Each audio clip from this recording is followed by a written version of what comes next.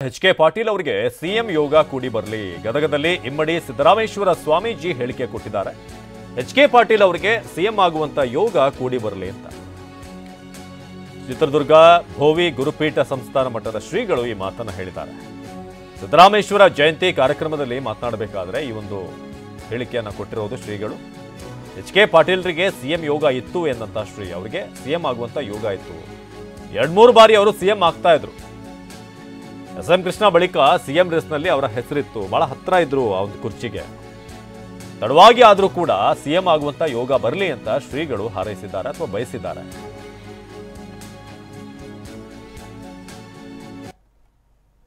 ನಮ್ಮ ಜೊತೆಗೆ ಸದ್ಯಕ್ಕೆ 2-3 ಬಾರಿ ಮುಖ್ಯಮಂತ್ರಿಗಳಾಗಿ ಬಿಡ್ತಾರೆ.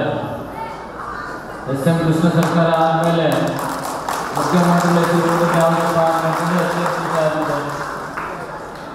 ಒಂದಿಷ್ಟು ಯೋಗ ತಡವಾಗಿ ಬರಬಹುದೆನ್ನುವಂತಹ ಅಪೇಕ್ಷೆಯನ್ನ ಎಚ್.ಕೆ. ಪಾಟೀಲ್ ಅವರಲ್ಲಿ ಜೊತೆಯಲ್ಲಿ ಎಚ್.ಕೆ. ಪಾಟೀಲ್ ಅವರಲ್ಲಿ ನಮ್ಮ ಜೊತೆಗೆ ಸದ್ಯಕ್ಕೆ 2-3 ಬಾರಿ ಮುಖ್ಯಮಂತ್ರಿಗಳಾಗಿ ಬಿಡ್ತಾರೆ.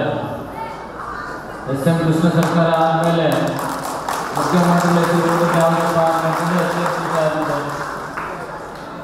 ಒಂದಿಷ್ಟು ಯೋಗ ತಡವಾಗಿ ಬರಬಹುದೆನ್ನುವಂತಹ ಅಪೇಕ್ಷೆಯನ್ನ ಎಚ್.ಕೆ. ಪಾಟೀಲ್ ಅವರಲ್ಲಿ ಜೊತೆಯಲ್ಲಿ ಎಚ್.ಕೆ. ಪಾಟೀಲ್ ಅವರಲ್ಲಿ